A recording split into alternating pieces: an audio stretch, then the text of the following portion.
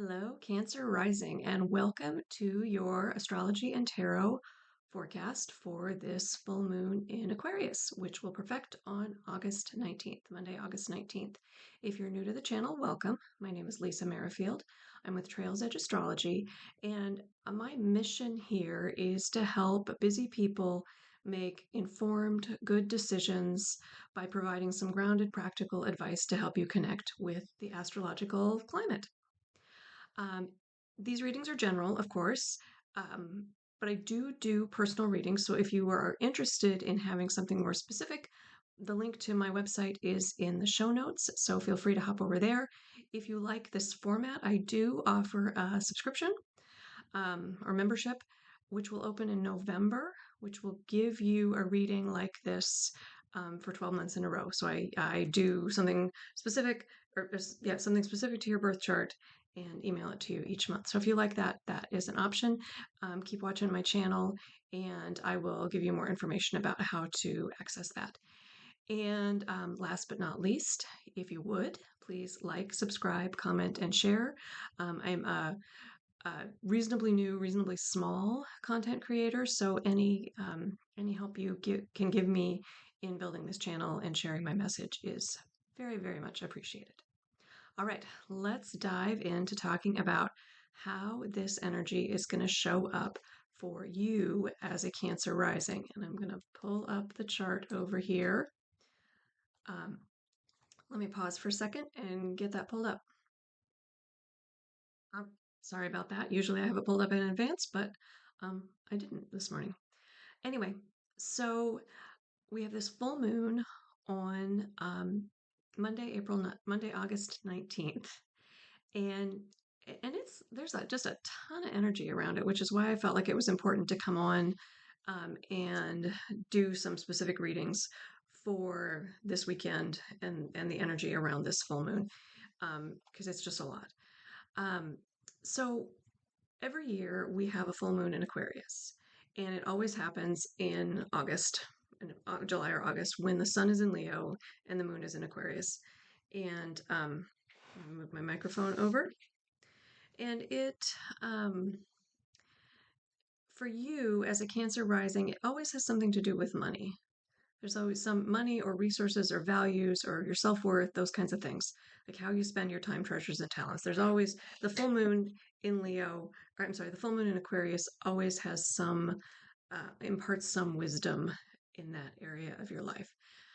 This full moon in particular is adding an interesting element to it because the full moon is square Uranus. So Uranus has been really active this year. In April, we had a Jupiter Uranus conjunction. In July, we had a Mars Uranus conjunction. Throughout August, we've had several squares to Uranus. Mercury has squared Uranus twice, actually, and Venus has squared Uranus. And now this full moon is squaring Uranus. And Uranian energy adds an element of um, liberation or of like Uranus seeks to break down tension and where we are stuck to kind of find the path out of that stuckedness, if you will, if that's a word. Um, it unfortunately can be a little chaotic. So because Uranus is trying to release tension, it's not always pretty and it doesn't always do it in the way that we would want to. And so that's why it's important to be really conscious and really make sure that you have filled your cup and that you're doing all of the self care things you need to do so that if something a little unexpected comes up, you have the capacity to really embrace that. Um, so the Uranian energy for you throughout the year has been in your 11th house, which is your house of groups and community and friends.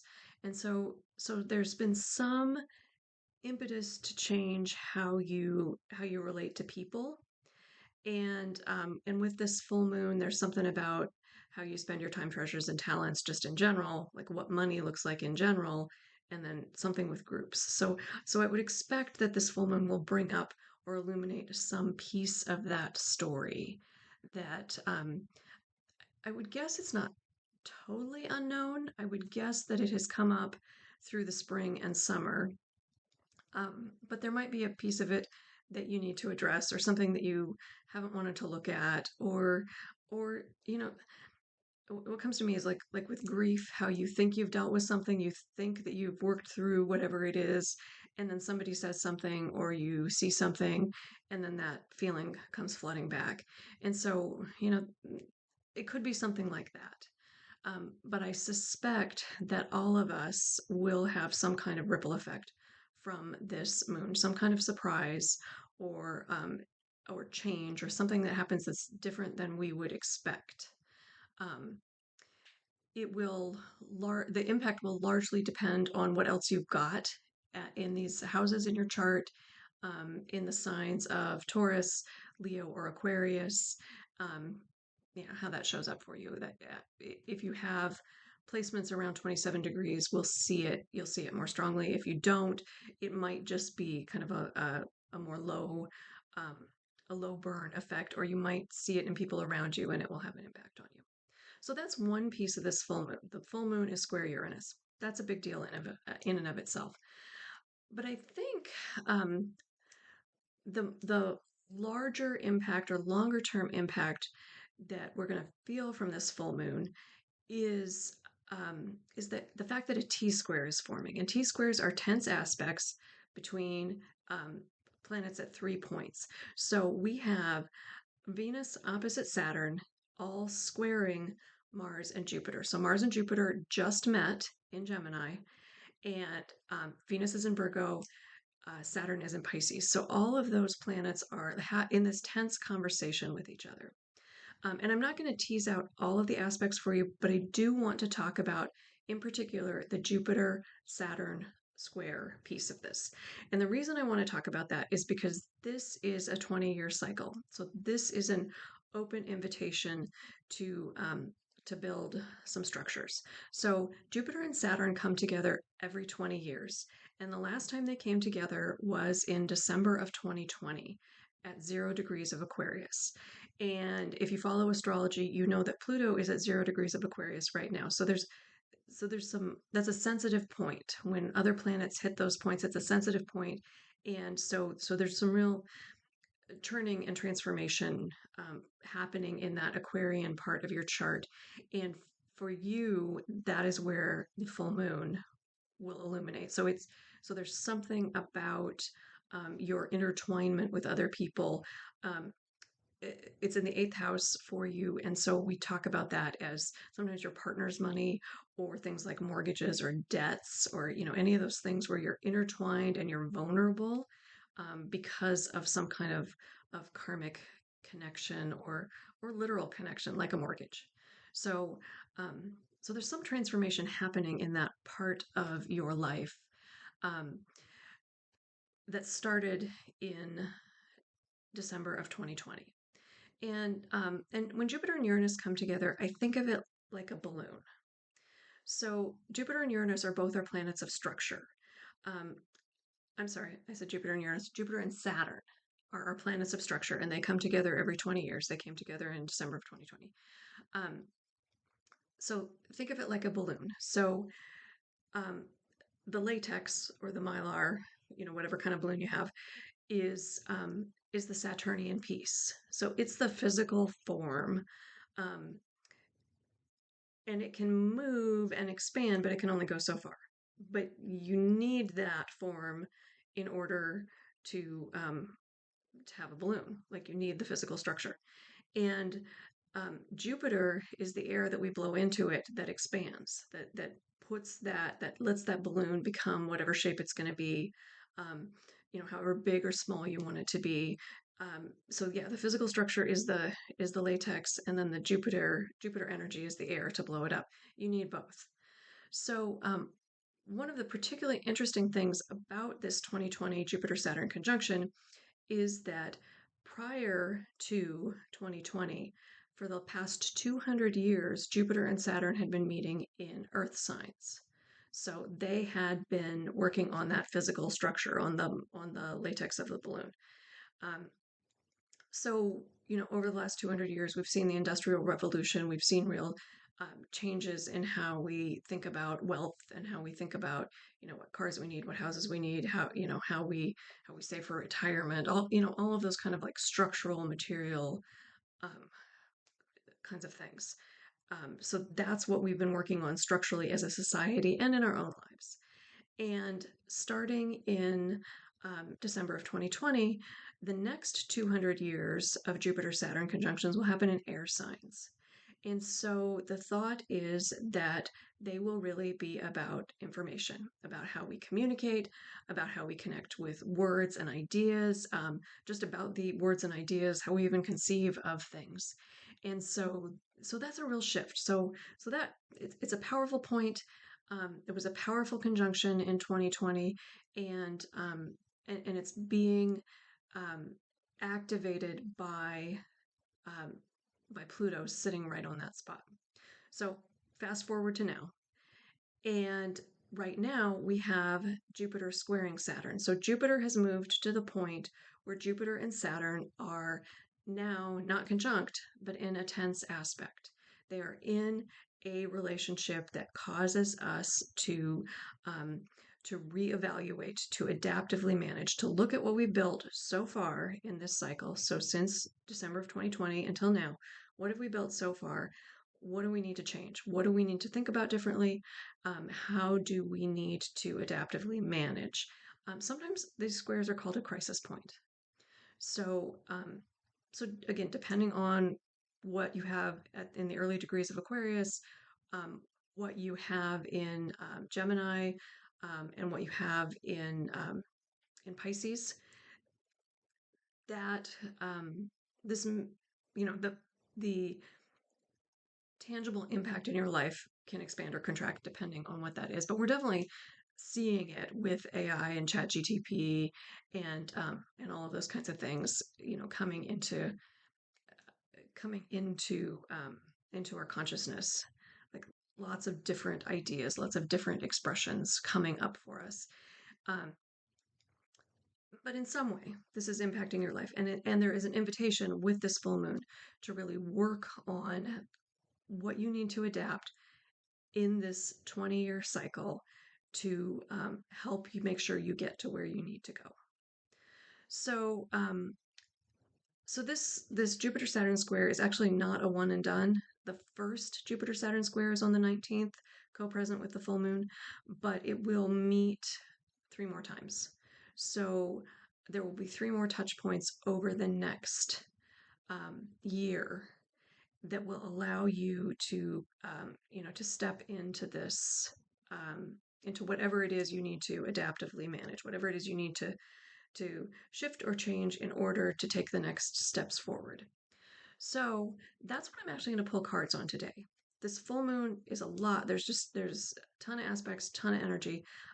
I think the piece that is most um, interesting and will inform your progress to the greatest extent is really looking at that Jupiter Saturn square and how you might work with that. So that's what we're going to pull cards on today. And I don't know if I said it, but for you, Gemini is in your 12th house, which means Gemini is something about your spirituality, about your hidden self, about what's underneath the surface, about the things you might not be able to quite see about yourself.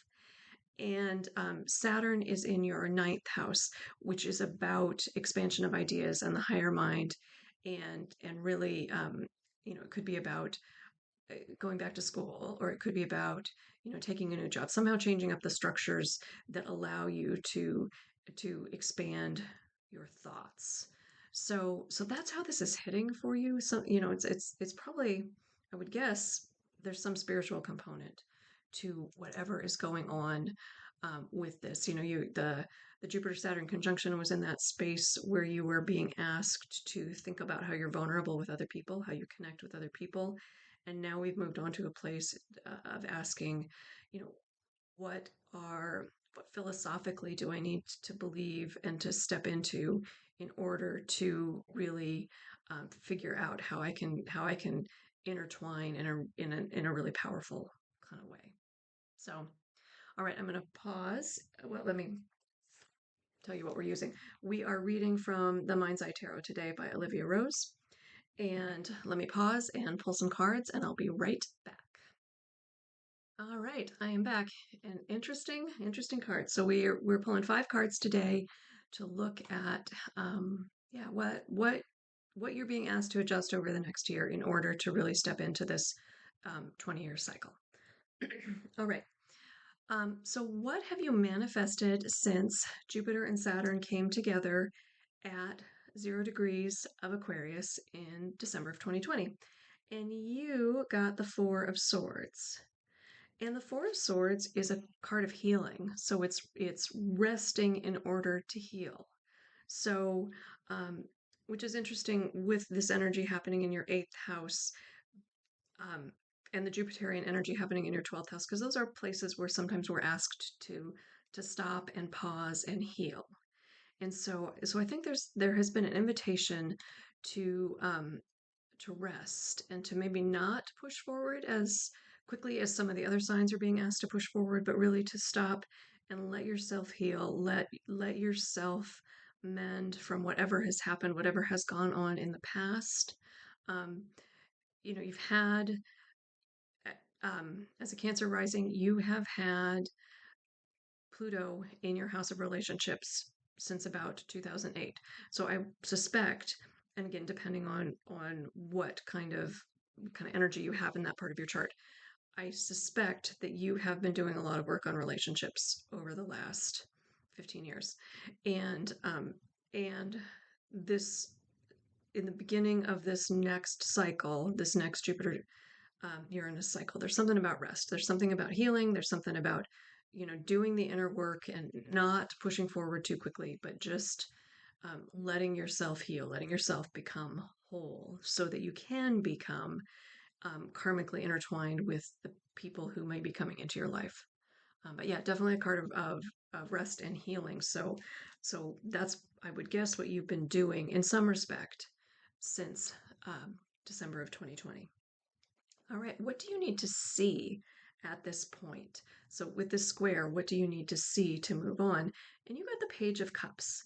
So pages are about some information. So there's some information you need to see. Cups are about emotions or feelings. So is there something that you need to see about this healing journey, about how you're feeling on this healing journey, or how, are you listening to your heart? Do you need to tune into that more? Page of Cups could also be a young person. There could also be a young person in your life, and it doesn't need to necessarily need to be young age wise. It could be somebody new in your life. It could be somebody who's really in tune with their emotions. So it could be a person coming into your life to give you some information, and it could be about tuning into your body to get that information. But nonetheless, there's some emotional information um, that you need to see in order to move forward in this cycle, in order to really embrace whatever healing journey you're on during this Saturn Uranus 20-year cycle. All right, hopefully that makes sense. All right, what do you need to release in this chapter? And you got the King of Swords. And the King of Swords is a very rational, logical leader. Um, the King of Swords, leads from facts, not the heart. And in this reading, that's what you're being asked to release. Are you holding on um, to the? Are you listening to your head over your heart? And as a Cancer rising, like I think you do typically tune into your heart, but is there something that you're building, or something, maybe you're overly analytical about some piece of this spiritual journey or this karmic intertwinement with another person. Maybe you're getting in your head a little bit, or you're thinking about the shoulds. I should do it this way. Other people do it this way. Other people have told me to do it this way. and and there's an invitation to release that. I really feel like this is the invitation to remember that as a Cancer rising, you're so heart centered. You feel so deeply, that if there are times and places where you're getting in your head, this could be again the court cards can be people. There might be somebody in your life who is telling you you should be rational or logical or whatever. And not that you shouldn't, but um, your body knows, and your heart knows. And so I think this is an invitation to release some of the shoulds, release some of the like, this is what logic tells me I should do. And maybe that's true, but what do you want to do? What do you feel like you should do? What intuitively do you know you should do? So release some of the get out of your head and get into your heart and into your body. All right, what opportunities are ready to emerge? You got the Eight of Pentacles, and the Eight of Pentacles is the Apprentice card. So there is something that you are building, ready to embark on. The Pentacles are about physical manifestation. So there is something that you're stepping into in the tangible world. If you can heal your heart, if you can listen to your heart, hear the messages, if you can release the inner critic, like there's some material thing coming in, and that you're being asked to or invited to build and to really learn how to build. So it may be that you need a new skill, or you need to learn to do something new, but there's a real invitation to step into that energy and build that thing. It's coming if you can get out of your head and into your heart. I think there will be material manifestations of whatever this structure you're building looks like. All right, and then the final card, your message from the universe. And I want you to remember that tarot is not connected to Judeo-Christian religion, and so the archetypes are archetypes and not good or bad. And I say all that because the message from the universe is the devil. And the devil in tarot is about obsession, and it's about um, kind of like trying to hold things tighter than we need to hold them, or about really deep unhealthy focus sometimes. And so I wonder if the message from the universe, and only you are going to be able to know this. It could be that the message from the universe is, don't obsess. Like you need to let things play out. We talked about healing. We talked about some kind of message from your heart or from somebody in your life who is really heart centered, kind of getting out of your head. And so if you have been obsessing over something, or if you have been feeling like you should be able to do something differently, particularly around these spiritual nebulous relationship realms, um, I think the message from the universe is to step out of your head, is to not obsess, is to take the next right step and don't worry too much about whether or not you can see the path. Because where these placements are in your chart, you probably can't see. These aren't particularly clear. They're not particularly, um, they don't show up in the material world very easily. And so yeah, I think there's just something like, hold things lightly. Um, don't try and control the outcome any more than you need to.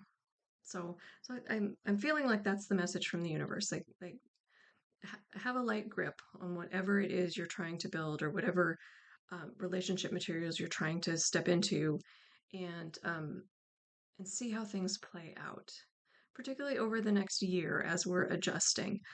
Once we get to the final square, Jupiter-Uranus square, it might be a lot more clear what the next steps are, what you need to do to take action on whatever you're building in this cycle.